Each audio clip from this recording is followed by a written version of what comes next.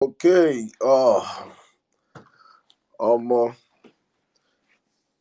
Good afternoon, good morning, good evening, ladies and gentlemen. You're welcome one more time to the Church of Violence, the mosque, the shrine, the synagogue of violence, and it's another beautiful, beautiful Thursday evening from my side. Um. I don't even know what the temperature is saying, but it is hot for me where I am right now. Guys, you're welcome one more time. Thank you so much for always sticking with us. Thank you for always joining us on the platform. Hey, today go hot too. Today go hot as usual. It has always been hot. This week has been crazy. It's been a very crazy week filled with a whole lot of discussions, and I think in the course of the space today we'll be having a whole lot of discussions. But as we always on the platform, I always start the space by acknowledging all our first responders, all of you that come to the space on time, all of you that first come to this space, and I always have to jam you guys up and give you guys songs to listen to because for my mind, I don't feel like you guys need to be in the groove, get into the spirit. People that come on this space early, they always say, when you come and hear the songs that these people are jamming in this space, you'll be expecting there is one party space. When you now drop the song, you now start hearing different things. I think that is part of what we do on the platform. We try to keep melembe your spirit and your soul before we jump into what we have to discuss for the day. So it's very, very important. So I say big shout out to all of you listening to us on the space. Big shout out to all of you on the Violence Radio Space Station. I'm sorry, I think I'm guilty of never giving you guys your flowers.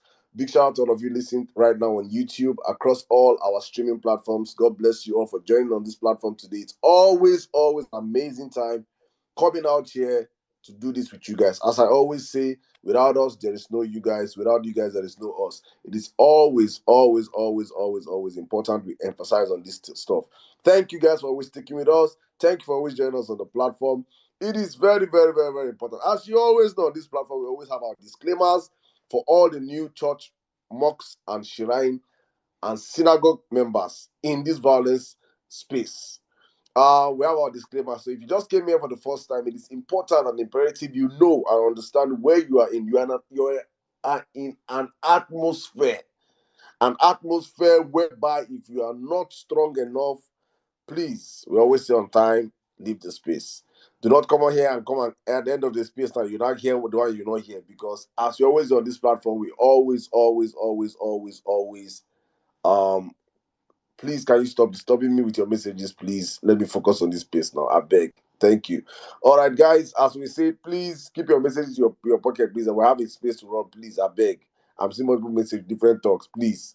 Thank you very much. All right. As I was saying earlier on, if you're coming on your first time on the space today, it is important. It's very, very, very important that you understand how we operate on this platform. That this platform, now where then they get high BPO. So in case you don't know, it's your first time here, please be very, very, very, very, very, it's imperative you understand this and know. Thank you. All right, guys, let's jump to the conversation of today. Before I start, as I always do on this platform, it's important I tell you guys the rules and regulations, the ground rules on this platform. Whenever you're coming to this church, into this mosque, into this shrine, into this synagogue, it is important you pay your tithes. We are very, very stingy. We are very, very, very peculiar of our offerings and tithes. We do not mess with it. We don't play with it. We don't play with our tithes and offering. If this is your first time coming to this church, know this that you must. It is a must. MUST, capital letter. That you must tender your tithes and offerings. And when we say tithes and offerings on this platform, it simply means when you jump into this platform, the first thing you should do, the first thing you must do is to retweet this space and share this space so that the whole world knows that the number one space on Twitter is up and running. And if you have joined this church and we have over 500 of you guys on the platform and I have less than 133 retweets, that means over 400 of you are defaulting and all 400 of you, your phones will break. Go and ask about us on this platform. When we make statements, it happens. We are not coming and say, if I say your phone will break, your phone will break. Ask, as I'm speaking right now, I'm certain that over 300 people bought new phones this week because they failed to do the necessary in the last church and mock service. Please, if you join this church and you do not do what you're told to do, your phone will break. How it will break, I don't know. How it will happen, I don't know. But I'm telling you now, not when your phone fall down and break now, you're wondering, it is because you defaulted when you came into this space. It is a must. It is a must. You come to this space, you must retweet. We're not begging anymore. You must retweet. If not, leave the space. It's not by force. Eh? Thank you. Very, very important. I have to drop this information. You must retweet this. Must, or your phone will break. Go and ask. So, if you're in the comment section and your phone has broken, please come. If you're in this service today and your phone has broken, please testify in the comment section. I want people, the unbelievers, to understand when I say this thing that it is really happening. For them that all the strong head, your custody. You don't see say 78-year-old man, the cost person yesterday. You don't hear that. When I say you remove my cap, I curse you. It is a custody happen. If you're in this space, you're listening to my voice, and you don't retweet this space, you don't share this space, your phone will break. Thank you very much. All right, guys, let me sell our market. It's very, very, very important. I sell this market. It is important I sell our market. I will block you if you want more tweet. Just any one more talk, tell my DM, I will block you. I'm telling you now, I will block you, and you know yourself. Thank you. So guys, let me jump back to the conversation today. It is very important we have this conversation. Let's sell our market. Thank you, guys. All of you amazing people on the platform that always have been giving I see the feedbacks. We get the feedbacks from you guys. It's amazing when we see what you guys are saying about the Parallel Facts, the media organization. You guys are amazing. Thank you for the feedbacks.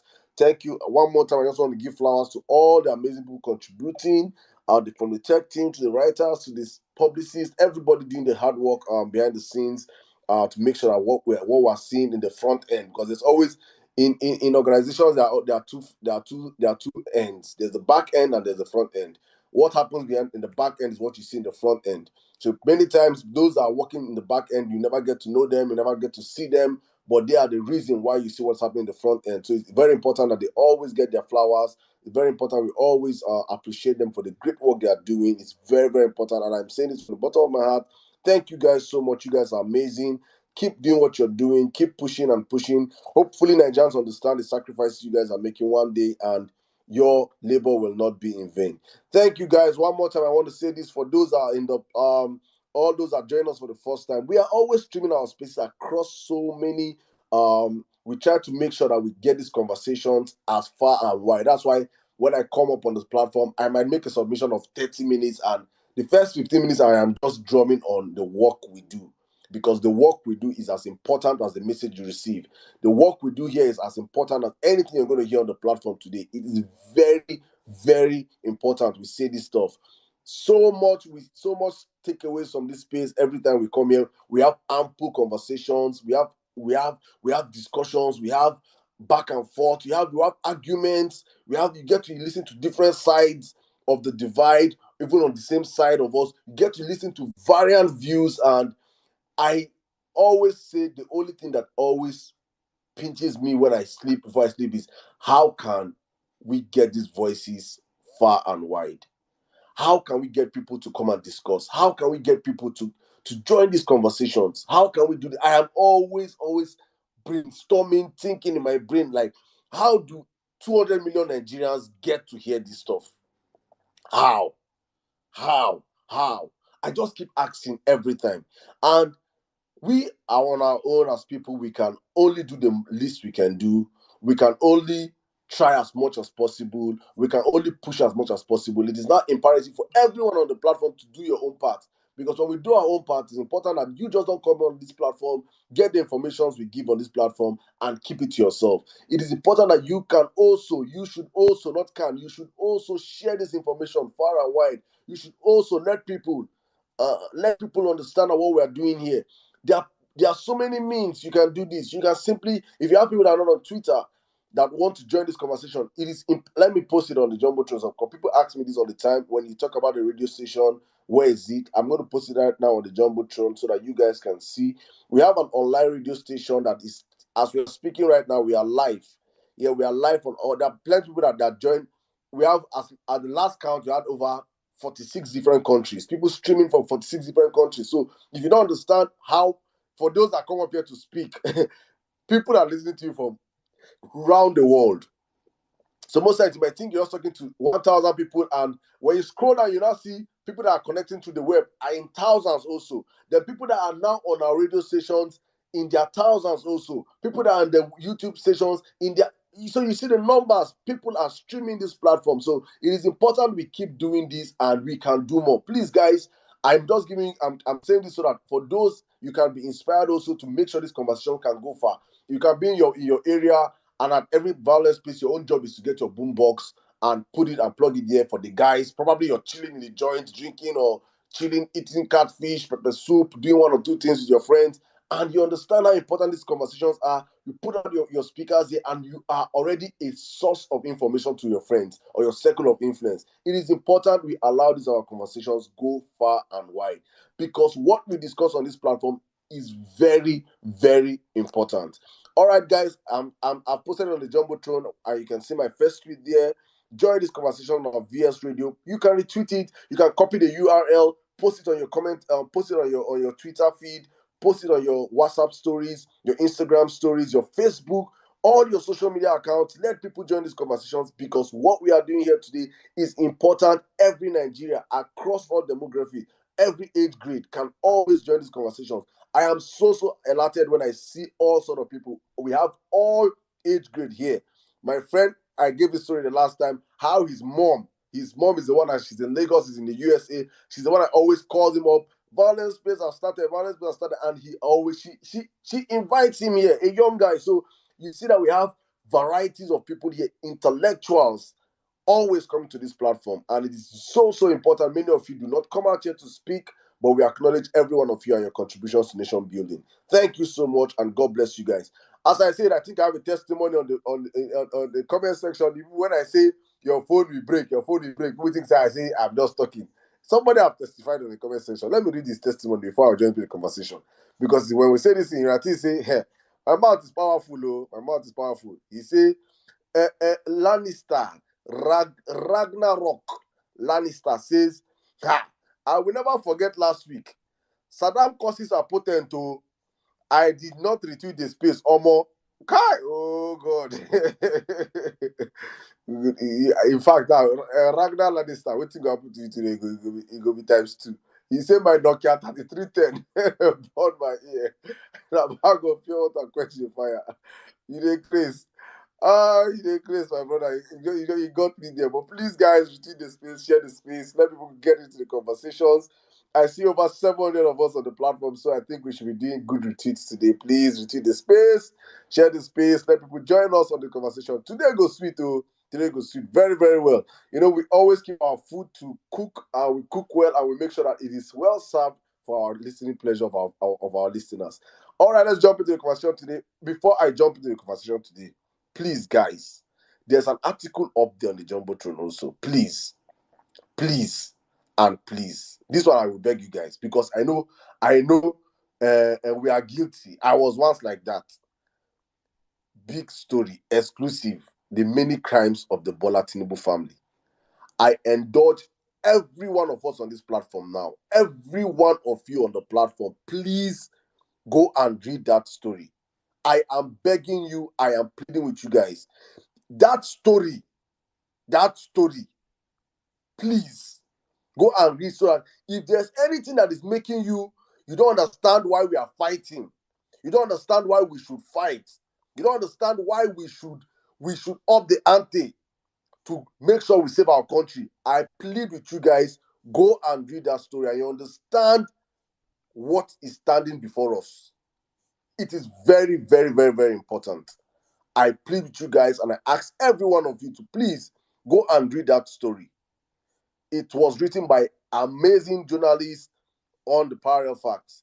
One more time, thank you to over 9K of you that are subscribed to Parallel Facts on Twitter. Thank you so much, every one of you that once you see our stories, you're retweeting, you're liking, even if you don't read the stories. Thank you to each and every one of you. It is important that you guys keep helping this baby grow up to be a matured, full adult. Please do not stop. Please turn on your notifications. Keep growing this product. It belongs to every one of us. We are all stakeholders. We are all involved in the growth of this project, because it is important. If we do not tell our stories, they will tell our stories for us. And those that will tell you our story, you will not like how they will tell your story. Fortunately for us, we have a voice now to speak. I was so happy yesterday when I saw Arise TV winning television of the year. If you know,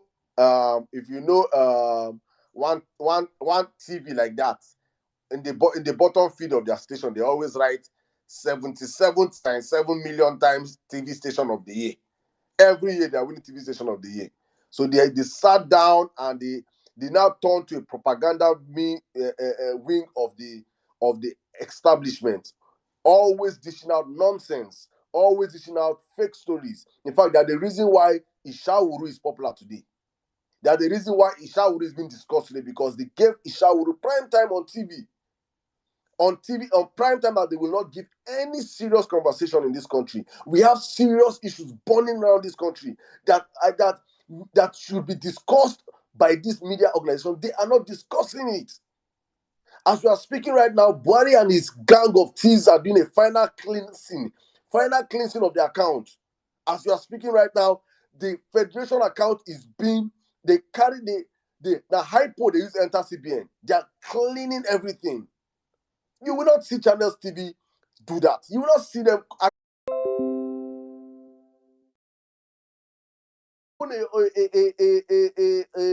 a mini micro media station open. Please, whatever you can do, it is important we start building our own channels, our own Arise, our own, the people's own. It is very, very, very important. And when you see people doing stuff like that, please support them. Support them. If you can't do the work, support those doing the work. The support is one of those things that help grow businesses. I saw when everybody, Nigerians, and I said something, Nigerians, we are very, very good at celebrating good news. We love good news. But another thing about Nigerians that we are not good at. Very few people that are willing to support startups. Very few people are willing to support startups. You see somebody starting up and you see people, nobody, I beg, you no concern me. That I don't care.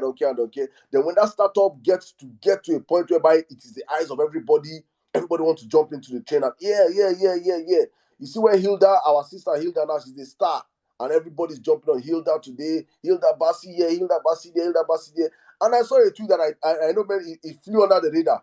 And Ketenshaw retweeted that tweet and said, many of you shouting Hilda, your friends have store. Some of my friends, they cook past Hilda self. Some of them, they do roadside cooking. You don't support them.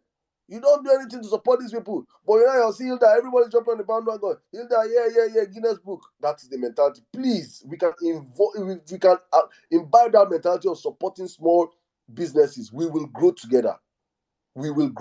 As a people, because I say this all the time, we don't have anything in Nigeria. We don't have government.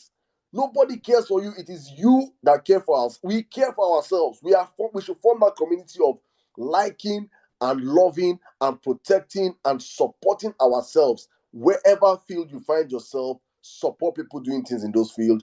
Grow together as a people, as a community. Our ecosystem is very important. We build this ecosystem. Very, very, very important. All right, guys, thank you very much. I just had to say many of this stuff and jump back to our topic of the day, which is the PEPT Tribunal recap. We'll be recapping on the tribunal, that happened on Tuesday, and we will be talking about the tribunal coming up tomorrow because it is very, very important. So many things are cooking behind the scene, and we'll be discussing about that. Also, we'll be talking about the MidBelt killings and a topic that is dear to my heart, the impersonation of our principal, Peter Obi. So as we also on the platform, if you must not speak on the 3 topics, you can come up here and you can speak on the 3 topics. All these 3 topics are very, very important topics. But you can choose to speak on one and do justice to that one, then speak on the 3 and do not do justice to the 3 of them. So I think I'm saying this for our speakers are requesting the mic. We see all your requests. We'll be opening up the platform very soon. But it's important we laid out these ground rules for everybody coming up on the platform. All right, thank you to my brothers. I see you, Otumba and N6. Thank you for joining. Thank you for coming here as usual. Coming to the church, to the mosque, to the shrine of the Vawulence, please. Always a pleasure having you guys. Hopefully, Ishawuru Junior. Jimmy will join us very, very soon. I think Jimmy is in the shrine. He's in the shrine fighting a spiritual battle with our senior Ishawuru. He's doing something behind the scene. Hopefully, he's going to join us soon. All right, guys, I just want to say this as we jump into this stuff. I saw what happened. I saw what happened in the tribunal on Tuesday, and I was just all laughing, and I was like, in the course of this thing, I'm not playing holy, but in the course of this whole this campaign season, God knows I have never tweeted about that shower woman till yesterday. I don't even tweet about it because I understand the power of giving on the audience to nonsense. And that is why people were wondering why is his name. I will never, ever, ever, ever, ever advise or have a space or host a space, and we will now come out and say our topic will be Lamidi Apapa. So worry. People that are inconsequential, Reno. We can come out and we discuss them. We drag them where we're, but let them be on our topic. No, because when you give air to nonsense, nonsense begins to make sense. The moment you begin to feed nonsense, as in something that is of no use, of no importance, that moment you begin to make that thing important. And that is why I have a very strong grudge with Channels TV, because they began to give life to a dead something. Something that has no life, something that I don't understand. I don't understand where it's coming from. Who the fuck is Lamidi Papa? Who the fuck is that man? Pro to after the election, I've never heard that man's name before. Let me use Kenneth Okonkwo's this thing. Lamidi Pampas. Pampas. Who the fuck is Pampas? We just made a man, and our usual attitude as obedience, we just jump on it, catch cruise with it, and somebody have been hustling. Do you know what it means to hustle? Do you know what it means to be famous? Do you guys understand? Fame alone is a drug. It's an addiction. This man has been hustling all his life, and he was never famous till he got to 78. His name is now on the lips of so many people. You think that kind of fame? Ha! Oh, Baba go milk am.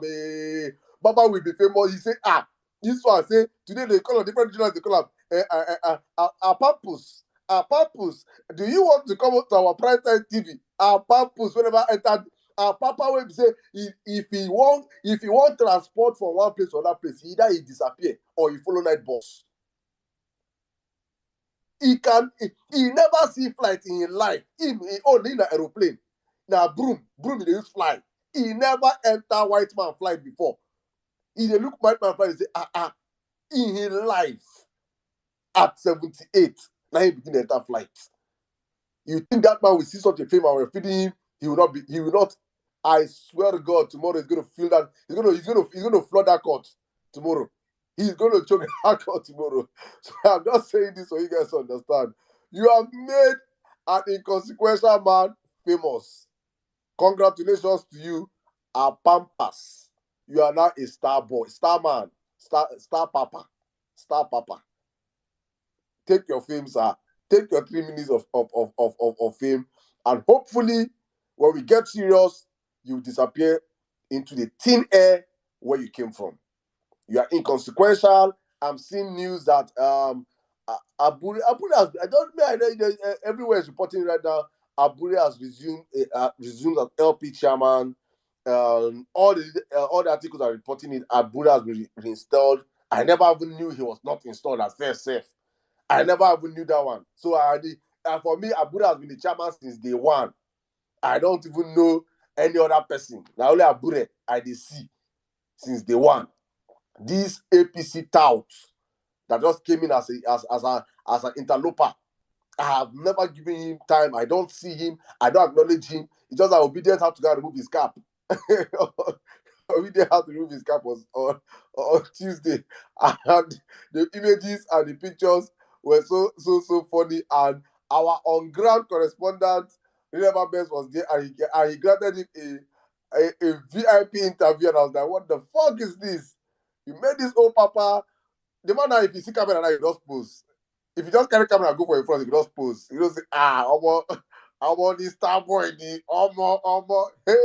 God have mercy. Please, Please, when I leave that old man, I beg you, his fame should end this week, please. And to get more serious, I'm saying this right now. Guys in Abuja, I beg and I plead with all of you. I am so livid. I just wish I was in Abuja.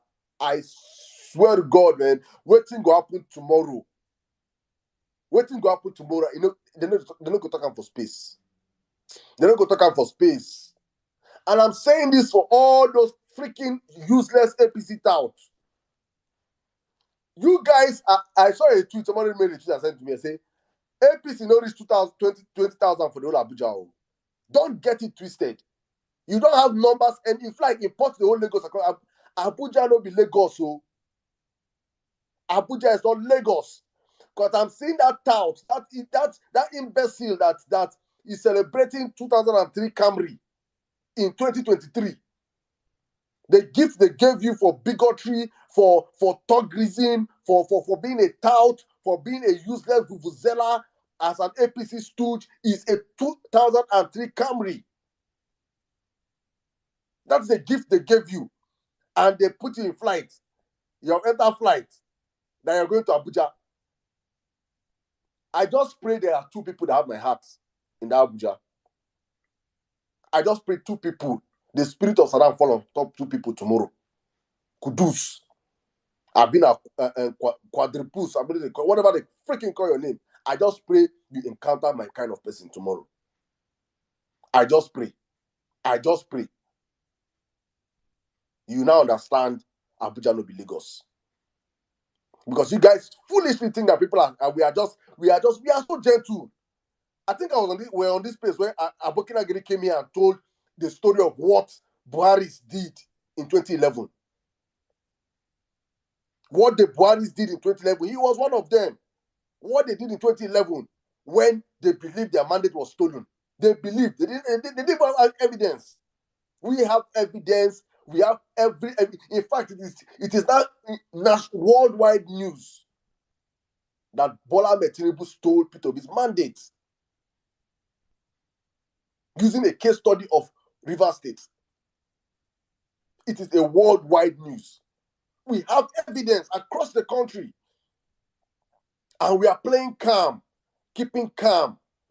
And all we are obedience even did that day was, ooh, ole, ole, ole. And you say your thugs want to come into the appeal court. I've been at Supreme Court. I've been at Federal High Court tomorrow. No wahala. All I'm telling obedience is tomorrow, 4 a.m. Make una wake up.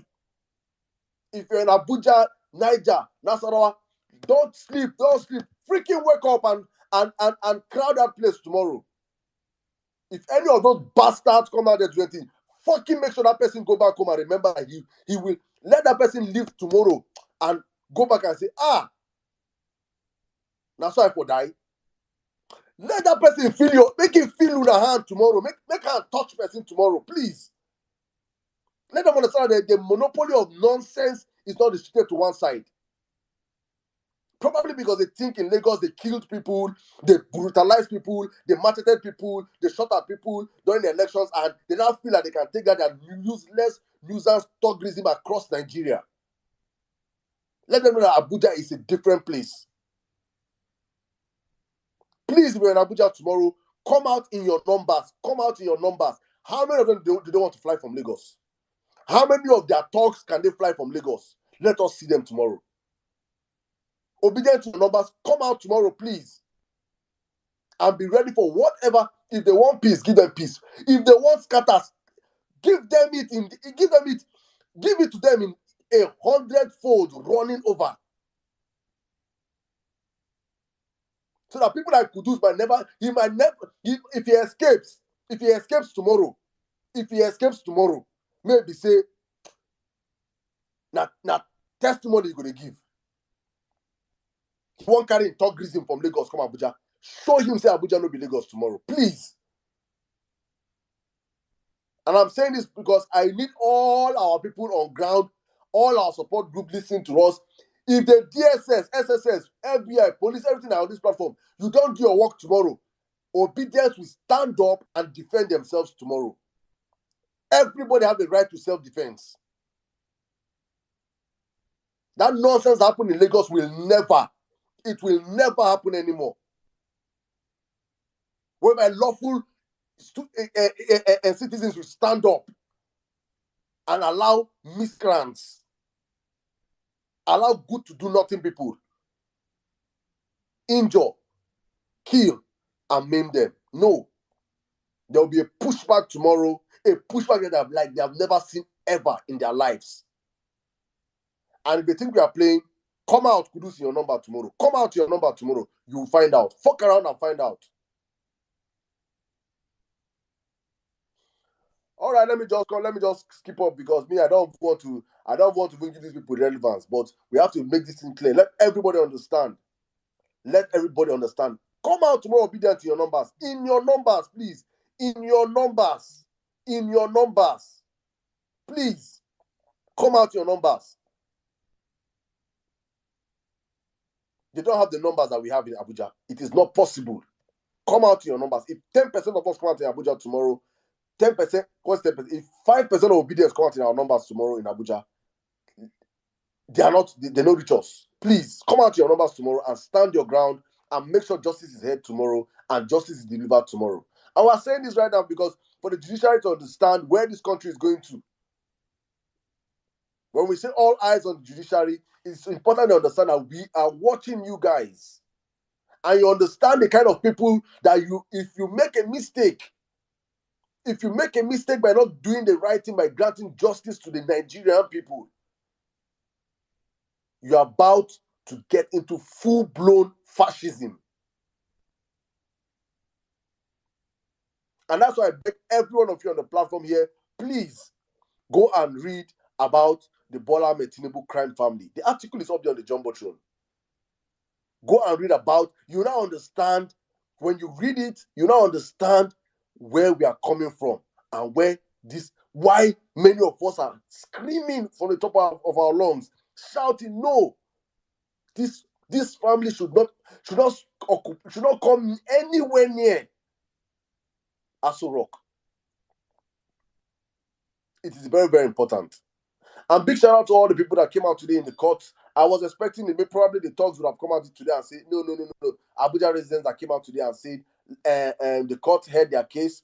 I think that it has also been adjourned to next week or so. It is important Abuja people are also speaking out, saying you cannot come and become a president of our country, of Nigeria, become the de facto governor of Abuja without winning Abuja. It's not possible. You cannot become the de facto governor of a state without winning the state. It's not possible. Abuja, if you say Abuja is a state, if you say it's a state, it has no special status. That means whoever wins the presidency is the de facto governor of Abuja, and that means you have to win the state or get at least 25%. And this criminal did not get 25%, and that's why we are standing on it and saying swearing in Bola Ahmed Tinubu is a break. You have totally destroyed the constitution of Nigeria. And it's important we are saying that tomorrow we should begin to get serious with this case. We are not this adjournment. Please sit down in court. If it's 10 hours, sit down for 10 hours tomorrow and trash this case tomorrow. Please, judiciary, get your acts together.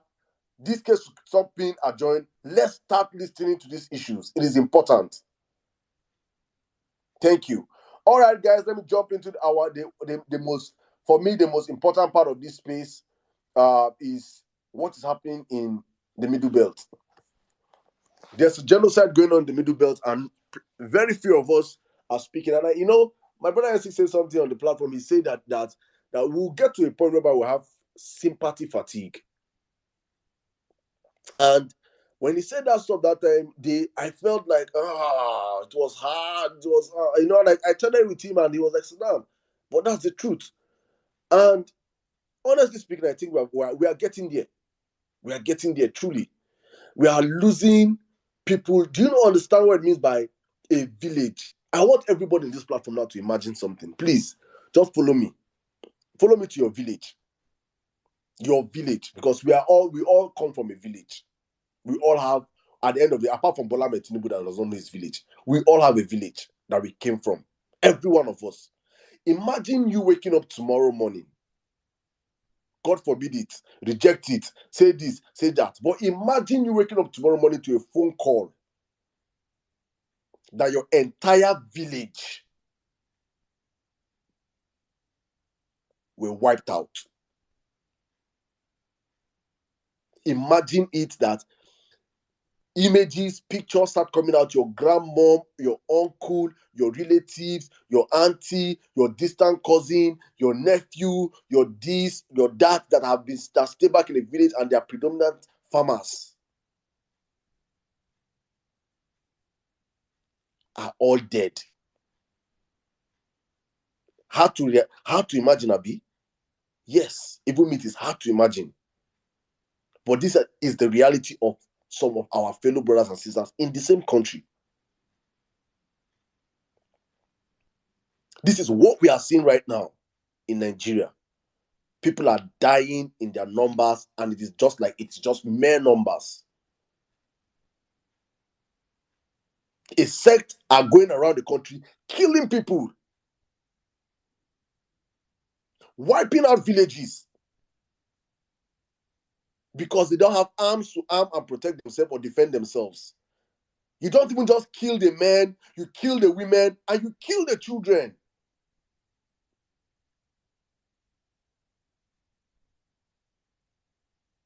So I want to say this for Nigerians to understand where we are going to. And I'm saying this because when we come back, it still comes back to the politics that we're playing right now. And how polarized and how divided Nigeria is right now. And at the helms of affairs are two different people with two different religions.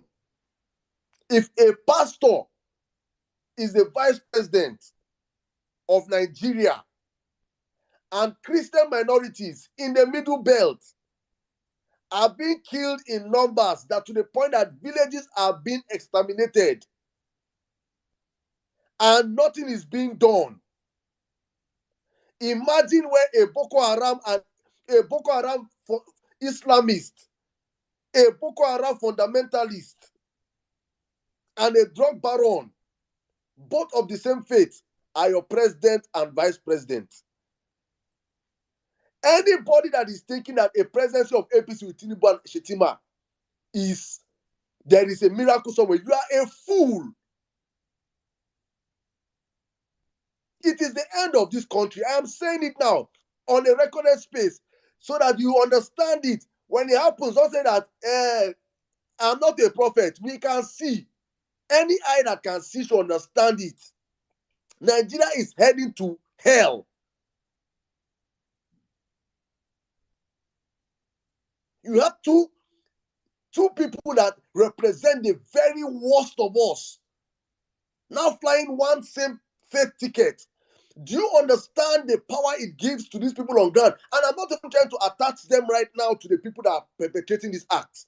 Let's even absorb the fact that Tinubu or Shetima don't even know, or let's even absorb the fact that the two of them that they are clean. The people perpetrating this act on the ground right now, they are from a particular sect. Let us tell ourselves the truth. The problem is that we do not tell ourselves the truth.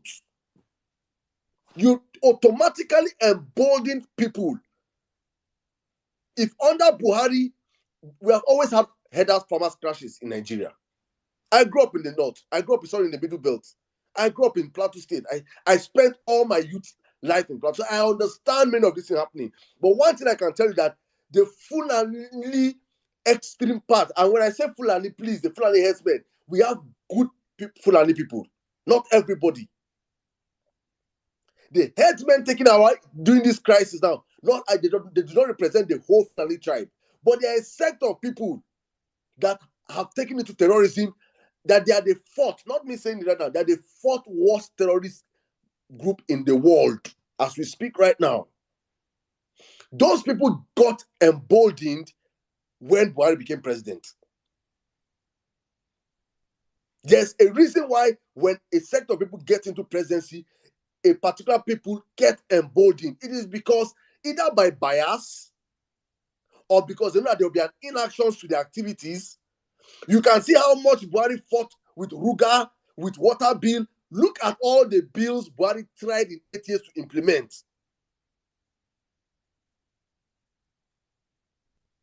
This is the reality on ground.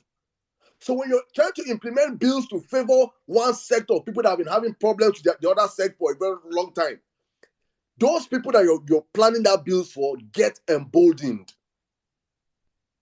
They will not want to crown it up with a Muslim ticket.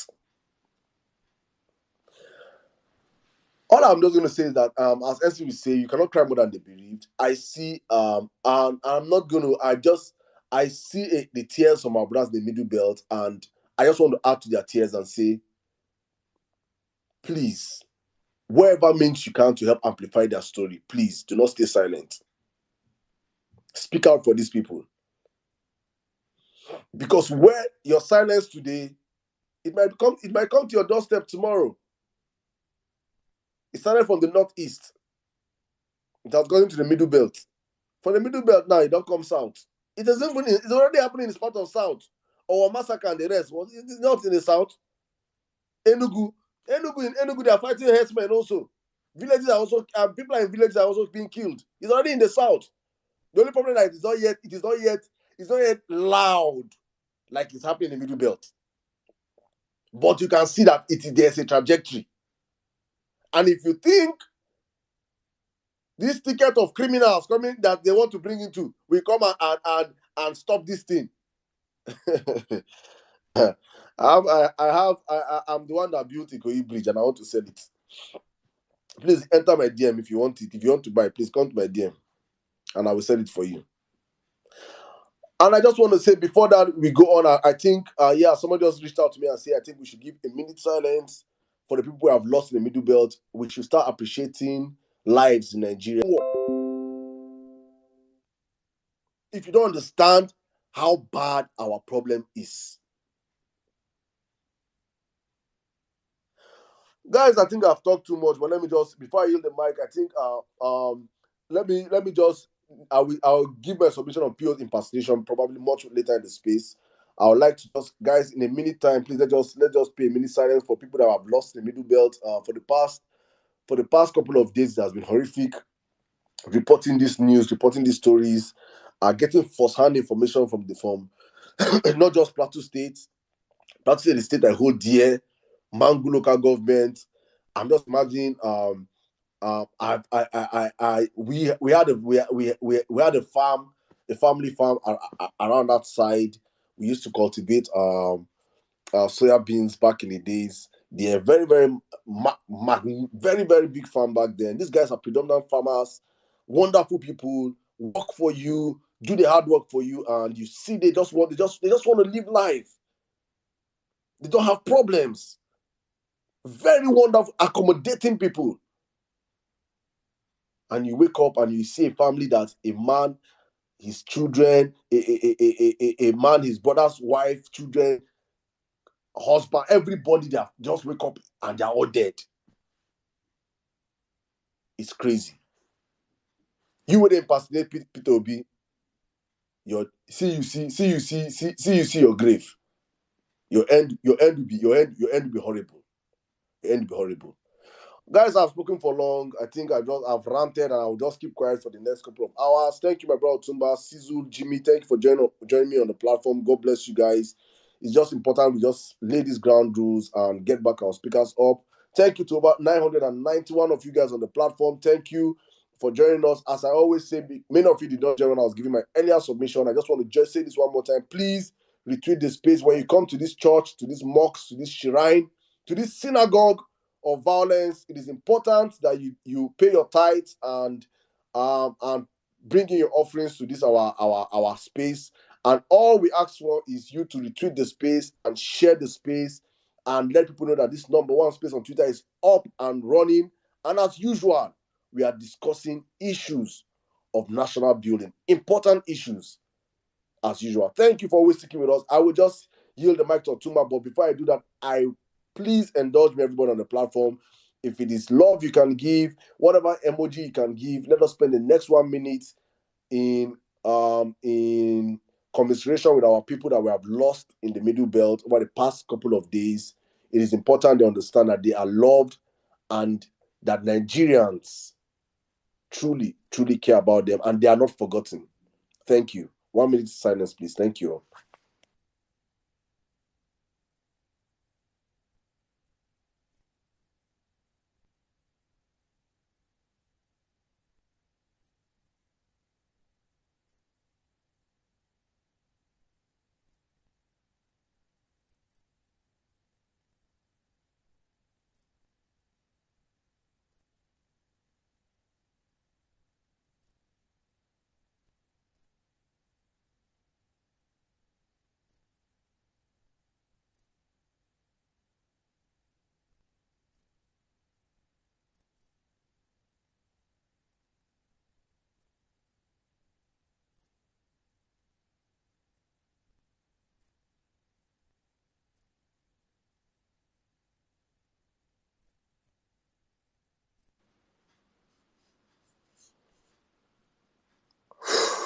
May their souls rest in peace.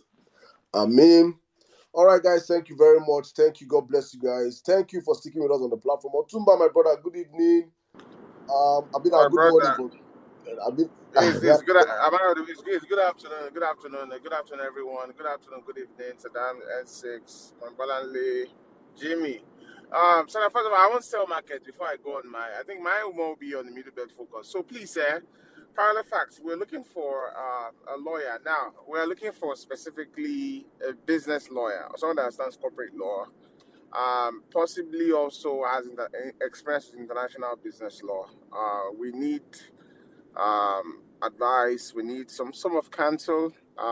We not get retained away one pay now. So, but we'll talk about things. But please, if you have experience with international business law, please you can reach out to me. Reach out to Saddam. There's some Honorable Clarita also. There's some things we want to run by just to get a sense of a few things. Yeah, and then thank you to our volunteers, editors, writers. Please follow Parallel Facts, retweet the space. Follow our YouTube channel. But let me go. Sam, I think for me, the tribunal is going on. I think one danger there is, I think I was reading an article where it says INEC is acting as if it has its own candidate, which is INEC is basically acting like it has its own candidate. And I think something that struck me the most is the fact that INEC has provided APC with materials to defend their case, but INEC is refusing to give us our case. And to me, it just further confirms what we know is that we won the election. And because I don't see a reason why INEC will be reluctant to release materials to us. First, they tried to lie that, because we didn't pay the money. And I'm thinking, seriously, like, is it 1.5 million that will be a problem for us? Why we can't pay? So am I still audible? Yeah, I'm audible. Okay, yeah. So I'm driving. Sorry. So and then, I think it just buttresses the fact that if you have doubts that, because there's some obedience that though maybe they're just following us and thinking, oh well, we're just going to court. No, if you have doubts that we didn't win that election, INEC's action is telling you that the fact that they are refusing to turn over material to us is just telling you that yes, we won that election. Because believe me, even if the numbers they have, if it showed that we didn't win, they will have freely given it out. Like, okay, yeah, take it. But to me, that just reinforces that we're on the right path. There's a reason why we say our case in court is solid. It's because of that. Let's shut up. So it's solid. And one other thing. Now to the MidBelt, Saddam, I believe. I want to draw a comparison here, and please follow me. I love history, and I followed, wars and crises and things like that. And I was going to give a Julius Caesar example of how, the Roman Empire typically, when they go on the expedition, so they conquer one country or one city or one, kingdom, and then what they do is they take resources from that kingdom. They, typically take the young men as prisoners, convert them to soldiers, and then move on to the next kingdom. You can fast forward to the World War II, is the same. When Hitler started to march on, he marched on the countries around Germany, then went on to France, took resources from France, went to the Netherlands, and kept moving, for his grand scheme. I think we're looking at this Middle Belt crisis in the wrong fashion, and this is why. I think we're sort of, yeah. There's been headsmen clashes and all that in the middle belts, but I think, and just this me thinking aloud, that we are seeing it as a middle belt problem, but to me it's not. It's okay. These people have an agenda to completely take over Nigeria. They stand in the northeast right now. The middle belt is where they are on their journey, on their map. So I think when we talk about the story, we talk about it as if, okay, so let's say, for example, God forbid, but let's say if they finish with the middle belt, they will suddenly stop. I'm like, okay, well, we've won, we've gotten our aim. Now we will run the middle belt. Bye bye. We'll drop our AK-47s and our M16 Browning machine guns and our RPGs and go back to whatever they were doing before, rearing cattle. No. And Saddam, you brought it up when you talked about the Ruga law and the crazy laws they were trying to pass. We need to stop talking about it as if it's just a middle belt problem. It's a Nigerian problem. Right now, where they are right now, where they are fully are right now is the middle belt. And what they are doing is they go there, they kill men, women, take their crops, take their money, take whatever belongings they can take over to refuel. For every kidnapping that they do, every ransom they collect is to buy more weapons. For every village or city or whatever they conquer, is to take the spoils and use it to refill the anks. What's it called? Refurbish or refuel the arsenal. For every news you read, every successful raid they have, it's a recruiting tool to get more people to sign up with them. Like, yo, we are running through the middle of Nigeria, the middle part of Nigeria, and we have no resistance. So yeah, you that you're on the sideline and you're skeptical of not joining us, come and join us. We have power. We are winning. The Nigerian army cannot stop us. The Nigerian police is useless. No one can run through us. So to me, I think if we start, because the last thing we want to do, the reason why we can't have that sympathy fatigue is because, or why we think there will be sympathy fatigue, because we are seeing it as a middle belt problem. It's not a middle belt problem. They are just currently right now residing in the middle belt. Once they are done, and there's a report, I think there's a is it ICR report that talks about there's a map of the spread of ISIS Nigeria and all those terroristic group and how they've been moving down to Kwara, to Ondo. We need to stop seeing it as a middle belt problem because today it's middle belt. Once, if they get their way and have their way to the middle belt, it's going to go to Kwara and it's going to come down. It's going to come down to the south. Like you said it already.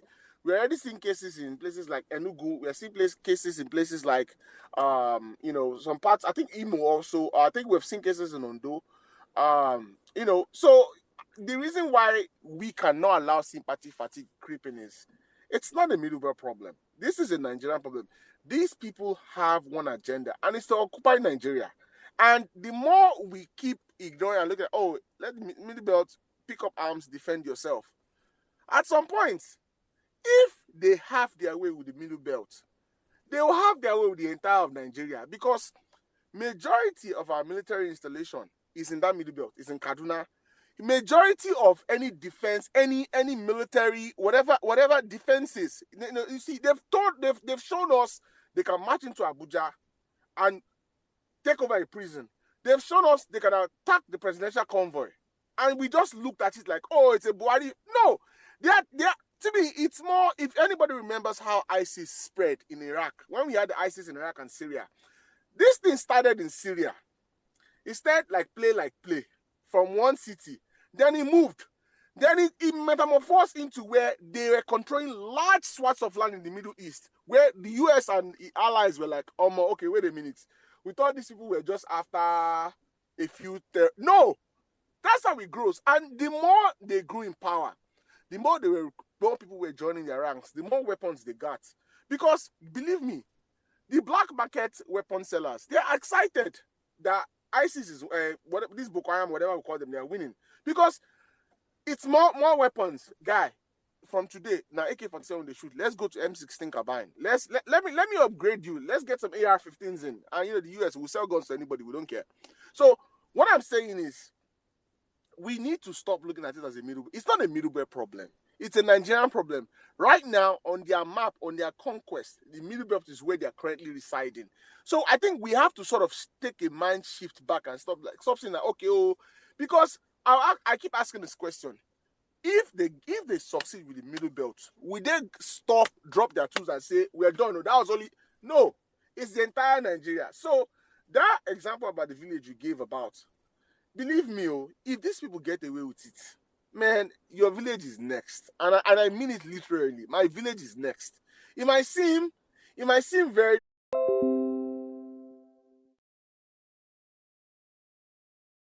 So their craze in Lagos today.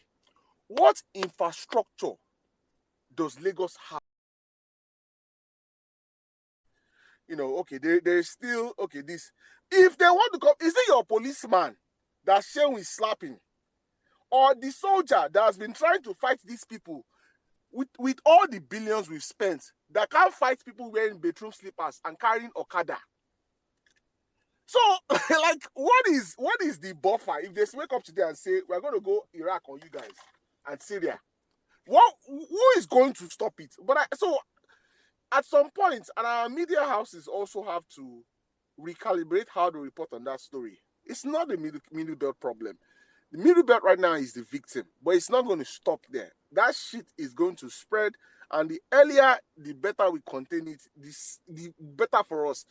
This idiot that wants to take over power, that selected himself through INEC, I've always said it, that those guys do not care if the entire Nigeria is under state of emergency. It actually even gives them more leeway to where they don't even need to do any white elephant projects. They will just be swallowing the money. They don't care. They don't. Their goal, and they've shown it, is they will rather rule over in Nigeria in ashes than not be in power. So they don't care. So, God forbid, we're not the past government. A Boko Haram guy as your vice presidential candidate. Pantami, Minister of Information. Like, man, we're sitting on a time bomb, and I don't think we recognize it. So please, we can't allow that sympathy fatigue creaking, because it's right now, the wound is on your toe. Your hand is working fine. Don't treat that wound. Keep saying it's my toe. It will spread everywhere. And then what sympathy fatigue will you now have? So I want to submit here. I think I will talk on the PO impersonator, which is actually funny. I just found it funny to me, but I'll submit here. I'll submit to my brother N6. My brother, good evening. Ensign say we should buy him. I will buy Ensign a few minutes. He's trying to wrap up. Okay. Normal and traffic stuff now. Like, I'm good, though. But I'm not ready. Please just bear with me. Please, I'm here. All right. No Allah. Just about 2 more minutes. Okay, fine. It's fine. I just wanted to add up to what Otuma was saying. And when you go and look at, please, Nigerians, another good thing you should do a research on the Fulanis. They are spread across Africa. They have different settlements across Africa, and so it's not like they come out and say they can hold. If you saw the video, go and watch that video. I think I'll try and find that video and post it up on the Jumbotron. The video about where Shetima was with some of them. I think when Nigeria came up on this platform and talked about it, was some of them that had guns and something. He was touching the guys. The video went viral. You all saw that video. He was touching one ear and saying, the guy in Ani. He was speaking outside with the man. I was asking him, you which Fulani from? Which area are you from? Kedan Bororo, Kedan, they have different, the Fulanis from Guinea, Fulanis in Mali, Fulanis, they have different Fulani settlements across Africa. Some are and highly educated ones also. So it's not as if they come out and say that they are very, very educated. And many of them, the ones that are having this ideology now, the Uthman Danfodio ideology right now, is the domineering ideology of going to a country, dominating that country, seize, conquer. These are the ones that you see doing all this carnage right now. So when I'm speaking, I'm trying to make sure you guys understand the distincts.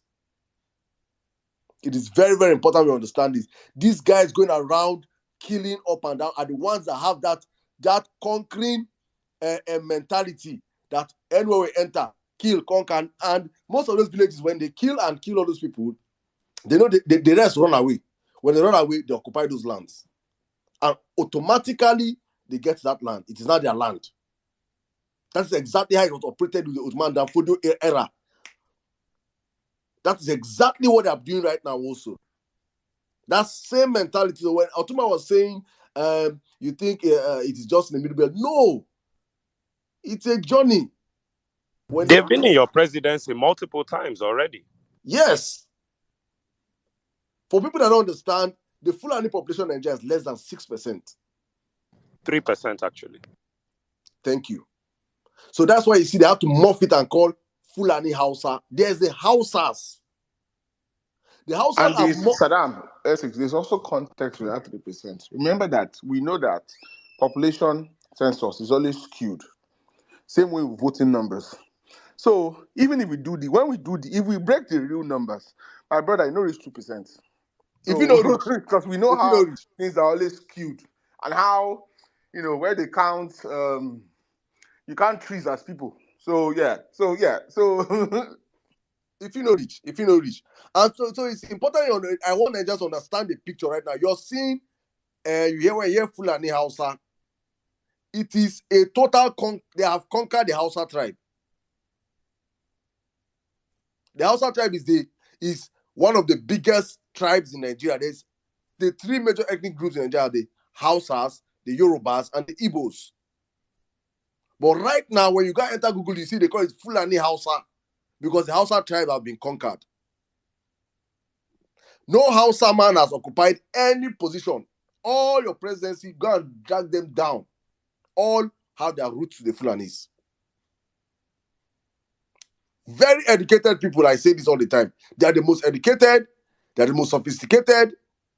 They know how to run their way through power.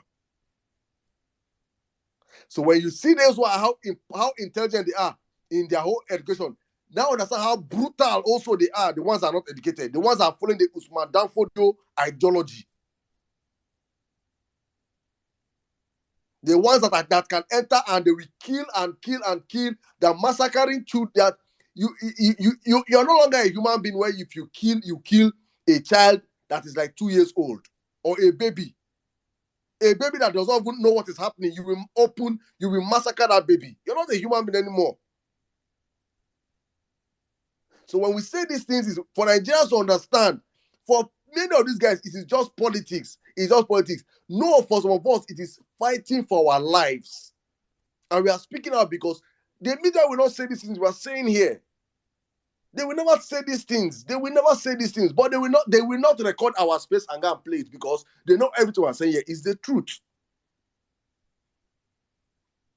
So you don't wake up in 20 years' time and you will start hearing the Fulani Yoruba tribe, the Fulani Igbo, Fulani Juku, Fulani Tiv, Fulani Birom. That's exactly the agenda of some of these people up there. So when we say these things, it's for Nigerians to understand that there's a domineering tribe that have come into our country and have been causing carnage from way back till now. And if we do not open our eyes, our generation, and speak, it is a recolonization of our own. It is a recolonization that happened to our parents. It's going to happen to us. And we'll be saying, had I known. Had I known. Now you know. All right, guys. Thank you, everybody. Answers when you're ready, please, you can come in. I think we'll open up the floor right now. Guys, if you're up on the speaker section, you want to speak, please. You know our house rules on the platform. Your hands should be up. Let us get our speakers. And that means if your hands are not up, it means you're ready to speak. Okay, Otumba fell off his back up.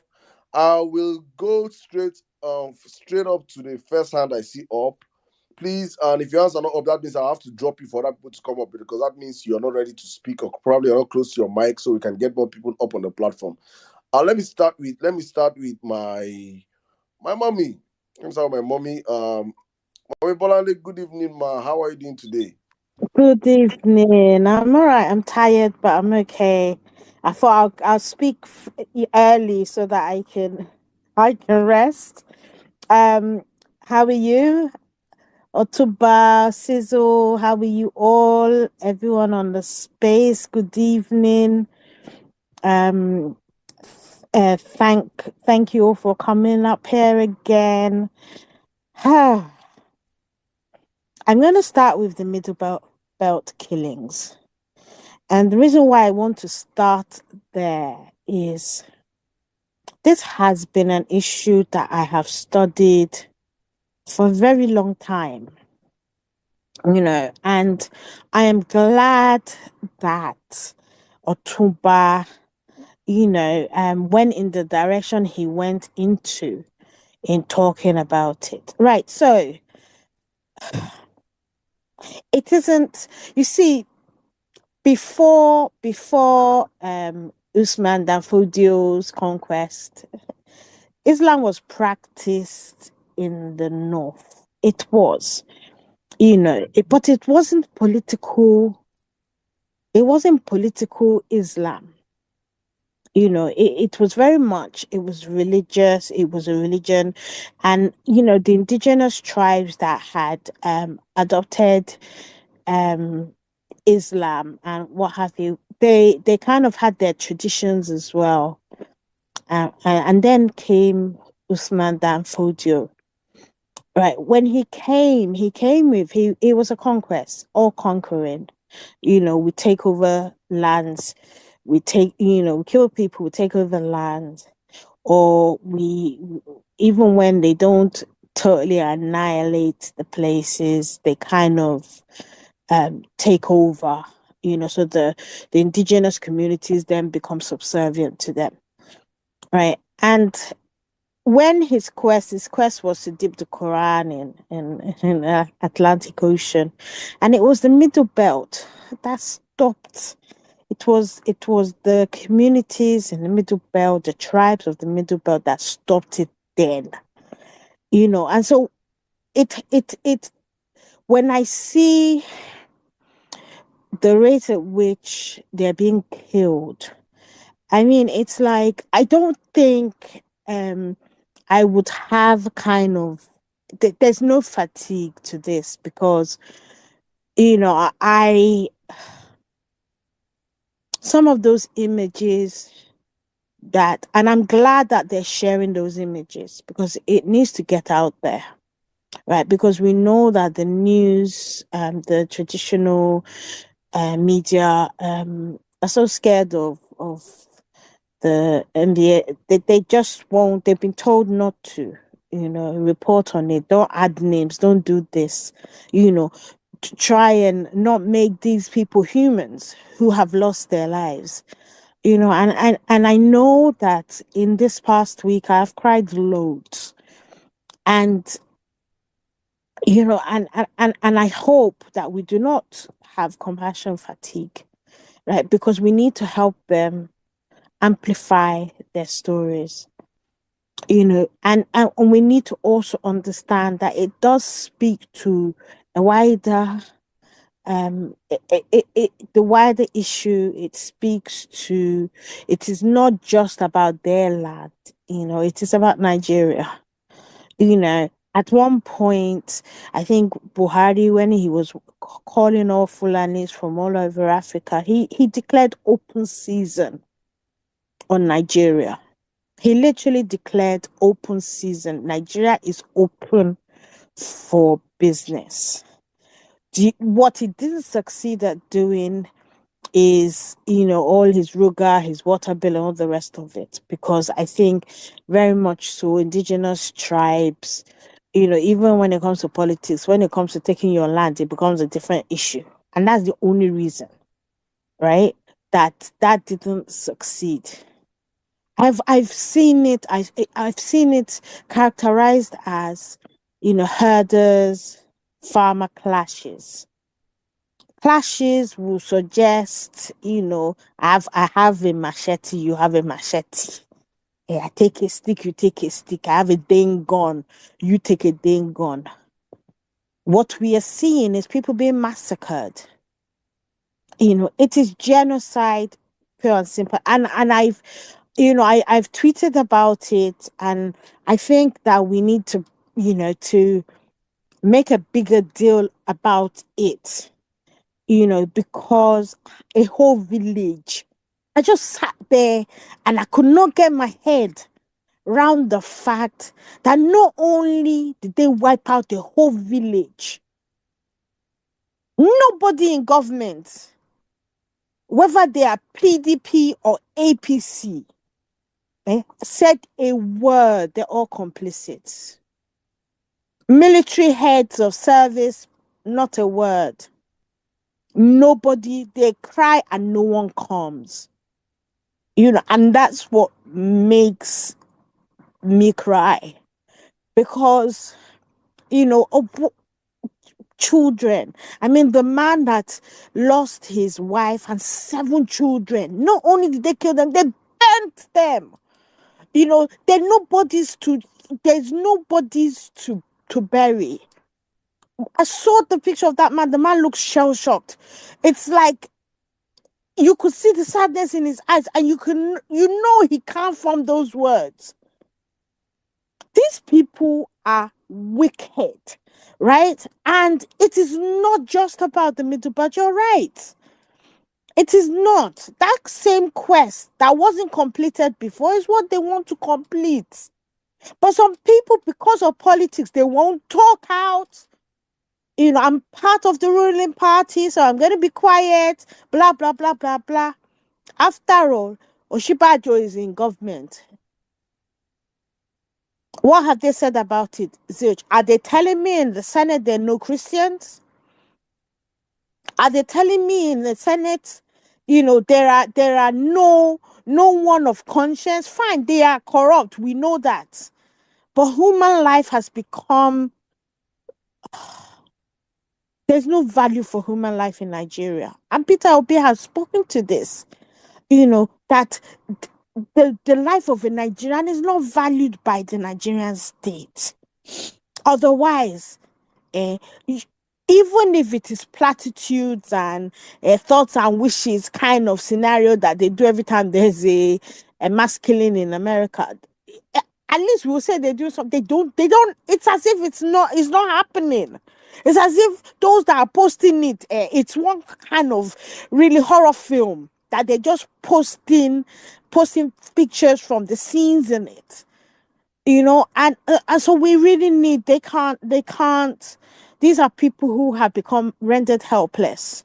Even when they have tried to fight back, I mean, what will a Dane gun, do against AK-47? And even when the young men of the communities try and, do vigilante and all the rest of it, the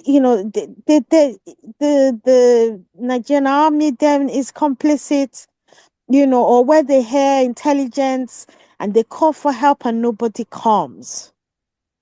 And the thing is, Aisha always says it about today's victims, and it speaks to, if we are quiet, it's gonna come. If somebody had told any of us that 20 years ago, that this would be what Nigeria would have become in terms of insecurity, none of us would have said no, it can't happen. We Nigerians love life too much, but these people, these particular Fulanis, are not indigenous. I mean, not like they're indigenous. I mean, there are. I'm not saying all Fulanis are bad. Let's not get it twisted. There are those who have migrated, have settled, and have lived in peace. Right, but these ones that are coming into the country, we have very porous, we don't even have borders. Let's just accept that it is open, they walk in and walk out. No one is stopping them. No one is even trying, and unless something has to give.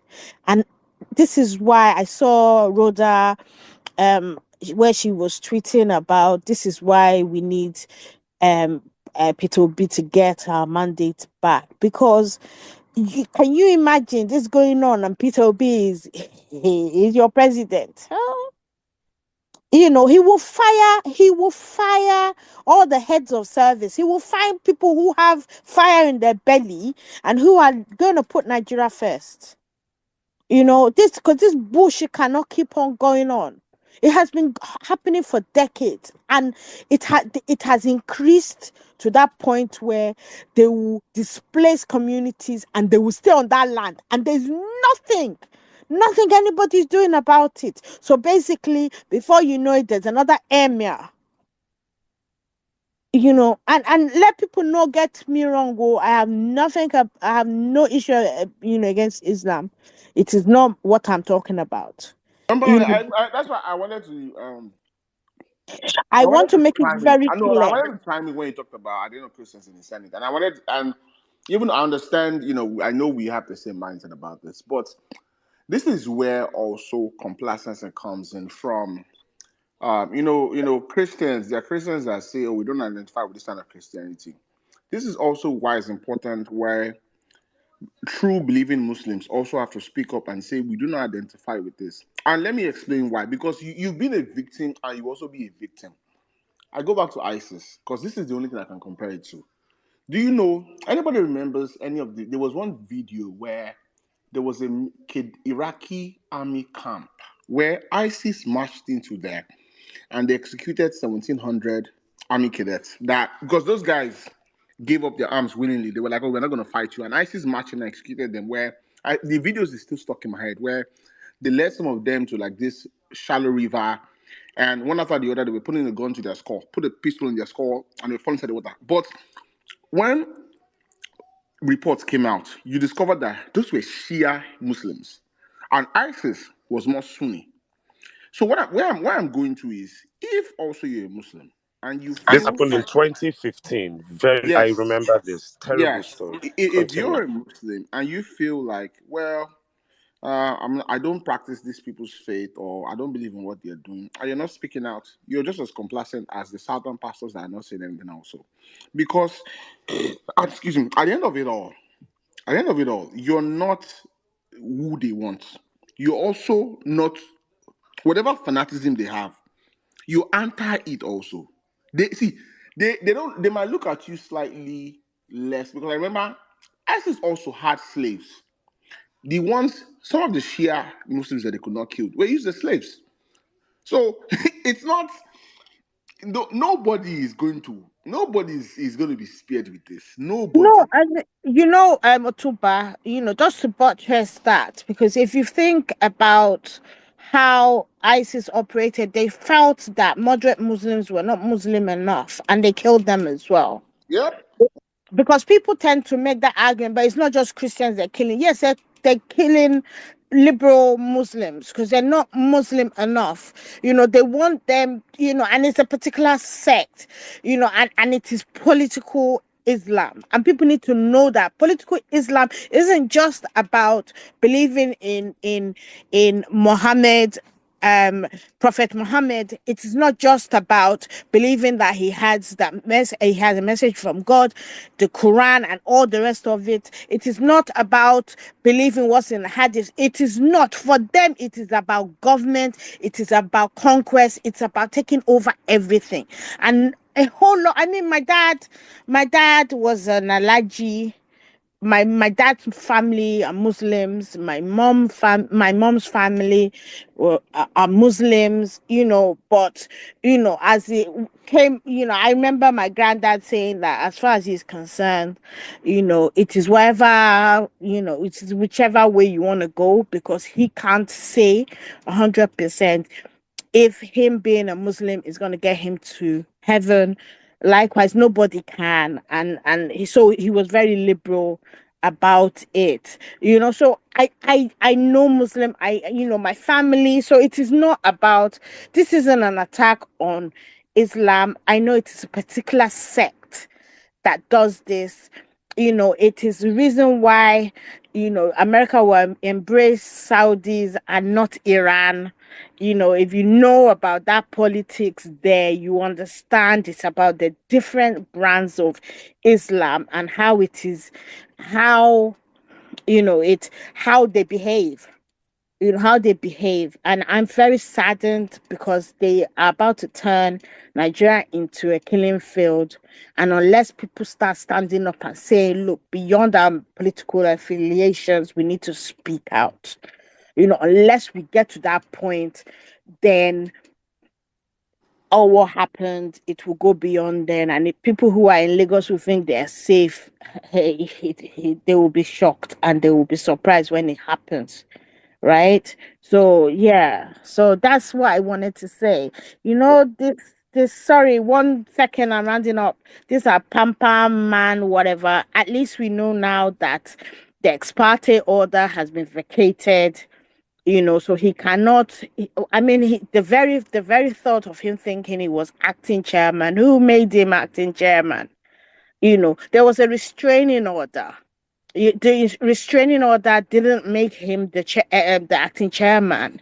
It asked for there to be um um elections and what have you. And so he then decided, him and those five other people decided that they were off. They had become executives.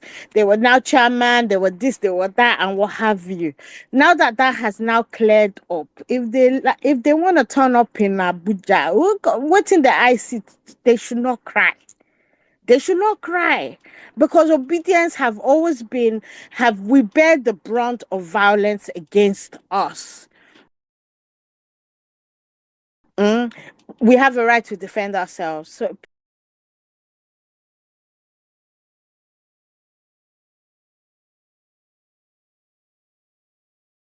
people who are going to show up there tomorrow, if you feel like you're going to come and it's going to be like what happened Up here, you want to speak, your hands should be up. But for those that are new on the platform, I think there's someone that's from the middle belts that came up here. People have been asking me, I'm wondering, many obedience are wondering, why is it that Peter Obidien carry on for head for middle belt? People don't understand why Peter Obi's greatest supporters are from the middle belt, and why the amount of numbers he put. In fact, our first ever rally, a million man match that happened, inorganically, nobody was in Nasarawa State. Yep. Nobody mobilized those people. They just hit. It is because they are feeling you saw it. You saw the protests happening in Nasarawa State. Women, bare-clad, coming out to protest. They understand what it means to lack justice. They are seeking for justice. They are seeking for a Nigeria that works for everybody, not for a selected few.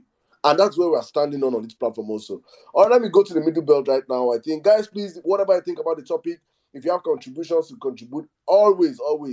I've been guilty of not reading the comment section because on the space I've been so I was selfish. talking to Ajay today. I was like, the you reading the comments is one of the highlights right now, because one I've thing been I've said selfish. to you, I've been selfish, bro. not even I that. always Once you, after space, I will sit down and I'll just read the comment. I would there. yeah, Can I give my and submission now?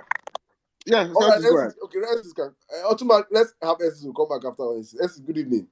Sorry, am I the only one? There seems to be a cracking noise in my feed. But anyway, good evening, everyone. Yeah. Can you hear me loud and clear, Sada? Yes. Yeah. All right, perfect. Thank you, everyone. Hello, everyone. Auditorium of Violence. I appreciate all of you. Thank you. I confess, I enjoy listening to the violence space so much. I've not spoken in about the last one or two spaces because I must confess, I love we've evolved to a point where it goes on. So sometimes I sit back and I'm just really enjoying myself. Although I'm very busy in the back end, so much has changed in my work structure, but I'm here. I want to give a very lengthy submission. It won't be too long, but please bear with me. It will be filled with facts and figures every single step of the way. I want to first start off with the PO impersonation. You see, Peter Obi is lucky to be one of those people that walks around with a certain type of naivety. But power, fame, and a bit of good luck helps that naivety of his to get him across day-to-day endeavors. I don't know how, with this character, he ended up a billionaire in dollars. I don't know how. Because what happened with the son of Audu showed me something very important about Peter Obi. I don't judge him anymore. I officially understand the man. If you have a life where being upright, being honest, combating your fears and your plans for yourself headlong have worked for you, by all means, Peter Obi, walk with that karma. I say this because the son of Governor Audu, one of the most useless governors on record in Nigeria, a former governor. Matter of fact, once you have been governor of Kogi State, you are useless. Let's just use that as an equilibrium. This young man woke up and said that Peter Obi called him. You see, one thing about this movement, sometimes we're forgetful. Even Peter Obi seems to be forgetful. He said Peter Obi called him and spoke with him. And while Peter Obi was speaking with him, Peter Obi started speaking Igbo. Then when he told Peter Obi that I don't understand Igbo, Peter Obi cut the phone. I don't think people really, the problem with me is I read a story, I read it again, and I read it word for word and line for line. People did not read what that miscreant, that Audu's son said. Peter Obi called him, spoke with him, then started speaking Igbo to him, knowing fully well he wasn't Igbo. And then when he told Peter Obi that I'm not Igbo, Peter Obi called the phone. Peter Obi did not call his father. Peter Obi is in his 60s. Peter Obi didn't call his father. Peter Obi called His him. father is dead. His father is dead. I'm just saying, Peter Obi didn't call the elders in his family. Peter Obi called him. Let me ask you, what business has he ever done with Peter Obi in the history of his life that Peter Obi will phone him? Is he Peter Obi's staff? Is he Peter Obi's HR? Does Peter Obi call him regularly? As an obedient, I'm interested because, did he pick his phone and it was an odd number that wasn't registered on his phone? Then he started hearing Peter Obi's voice because I can impersonate Peter Obi's voice. We've done it jokingly on this platform several times. Or does he have Peter Obi's number saved on his phone? Peter Obi. Then Peter Obi called him. Because we have to ask questions. Why am I saying this? It still no go better for anybody in the Nigerian police force. It no go better for them. It no fit ever better for anybody in the DSS. Because when you have a job to do, you see the beauty of the FBI is that the FBI does not wait till the crime has been committed. Sometimes the FBI can look at a story and go and nip it in the bud. Why am I saying this? In the Nigerian Constitution, let's just do a quick constitutional breakdown. The Nigerian Constitution, Section 484 of the Criminal Code Act in Nigeria, impersonation in general. You see this constitution that we don't want to read. This constitution that everybody spends 6 years in law school and 6 years and 2 more years at this thing. But once people leave that, we carry that book and throw away. Nigeria must run by the constitution, or else we tell ourselves we don't have a country and a democracy, and we call this thing quits and break it up. Let me go back. Section 484 of the Nigerian Constitution reads, any person who with intent to defraud any person falsely represents himself to be some other person, living or dead, is guilty of a felony and is liable to imprisonment for 3 years. So, dear Governor Audu's son, whoever called you with that wrong number is impersonating somebody who is fully alive. It is a felony and that person is liable to imprisonment for 3 years. If the representation is that the offender is a person entitled by will or operation of law to any specific property, or he committed the offense to obtain such property or possession thereof, he's liable to imprisonment for 14 years. So if the person impersonated Peter Obi and scammed you, Governor Audu's son, into parting away with money, that is 14 years offense. But dear Governor Audu's son, let me now remind you, because you dimwits in the APC, today I woke up that Mr. Mugu, Festus Keyamo, is pushing that the Nigerian law should be amended for fake news, when Festus Keyamo is the highest spreader of fake news in the country. So let me remind the idiot that is Governor Audu's son. Listen carefully. Section 484 of the Nigerian Constitution. Sorry, that's the one on impersonation, pardon me. Let me just scroll quickly to I'm trying to find the Nigerian. I had it right here on my tab. These are the problems with Nigerian. The one that hurts me is the one of, apparently perjury is 14 years if he did it in court, but it's 3 years. Listen, if Governor Audu's son is lying about this phone call, I forgot, I had it written on my tab, it's just not opening. He's also eligible to a 3-year jail sentence. He as well, this small thing he did. You remember the idiot that lied with Innocent and used his father's name to lie with Innocent? That matter alone is a 3-year prison sentence. We keep faffing around with the law in this country. Peter Obi, you went to the UK and it was proven to you in the UK that your passport, Nigerian passport, has been cloned. Somebody has gone through immigration with your passports. You came back to Nigeria, Peter Obi, and Governor Audu's son is proving to you that your telephone number has been cloned. I don't know how much longer you intend to walk around with this aloofness. It is rather cute. But now you are dealing with vipers, snakes, and scorpions. And whoever is on your legal team, you have to have a legal team for the Supreme Court Tribunal, but you have to have a legal team for fuckery. Because way too many people have been messing around. On common Twitter here, there's a young girl called Ore Akinde who does, she knits. People harass that young girl just for living her life. She got a court injunction against people on Twitter. Try them. She got a court injunction. Anybody who comes on Twitter and harasses me or does fake news again, she got a court injunction. And Peter Obi, I need you to understand that at some point, you need a legal team that will really start showing these people that you are not somebody to be fucked with. You are no more Gregory or Nwabusi or B, the trader from Onitsha. You have run for government. Your life, your statement, your SIM card, your international passport is no more your property. It's the property of an INEC purported figure of more than 6 million people, at least. So it's no more just cute that somebody proves to you that your telephone call was your telephone number has been cloned. You meet him at the steps of the Supreme Court and that's it.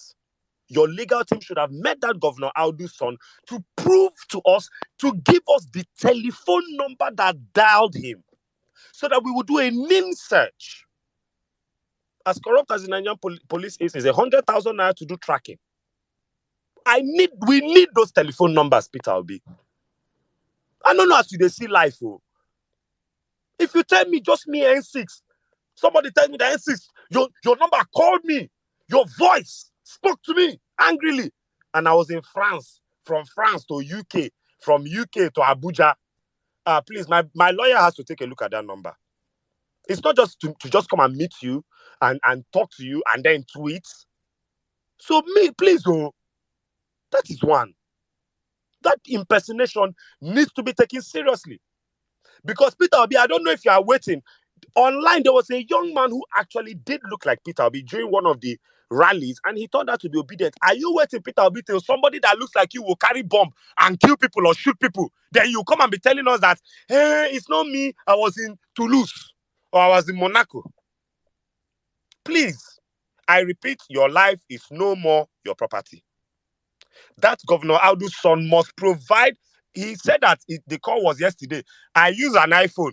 Anybody that uses a phone knows that the phone keeps numbers for at least 7 days. That number is still on Governor Audu's son's phone. He should produce the number that said is impersonating the president of Nigeria. I'm not taking this Peter Obi impersonation lightly. To me, it's more important than the killings in the MidBelt. Because if you kill Peter Obi, I don't have anybody that I know that I can put as president that will fight the matter in the MidBelt. It is more important to me. Why am I saying this? I put a thread about this on my Twitter page. You see, the APC is the gift that keeps giving. Any evil the APC plans for Nigerians, the APC has done that evil already on public record. Let me remind you people, dear Peter Obi, and people who work for Peter Obi that can tell him this. In January of 2020, a young man called Anthony Okoje was arrested and detained for 10 weeks by the DSS. Anthony Okoje went to MTN with his money, requested for a telephone number. MTN gave him a telephone number, which he bought legally, and this young man had that telephone number and he had the receipts for his telephone number. He was using his telephone number like any other Nigerian. There was no proof that he was engaged in fraud. There was no proof that he did anything evil with that telephone number. One day, the DSS showed up at his door and arrested him. What was the story? That telephone number apparently had belonged to one of Buhari's daughters. The young girl had left the country abandoned the telephone number for 2 years. So the network provider reclaimed back Buhari's daughter's telephone number and assigned it to somebody else. When Buhari's daughter probably came back or whatever wanted to use her phone number, she insisted that they should go and get her phone number. The DSS traced who was using her phone number and arrested this young man. This story is everywhere on the internet. That young man, as I speak to you, spent 10 weeks in cell and came out and sued the DSS. That case is still in court till today. So, Peter Obi, let me make you understand that even Buhari's daughter, Buhari's last born daughter, know they play with her SIM card. So you should not be taking, we, the Nigerian people, we, the obedient movement, that you always feel you have to explain us, we card. And your impersonation likely. A few months ago, in a personal story, I don't want to reveal, I started a business with a few business partners, and somebody set me up. And I did not find it funny. My soul has not moved on. People have apologized and this, yes, but my soul and spirit did not find it funny.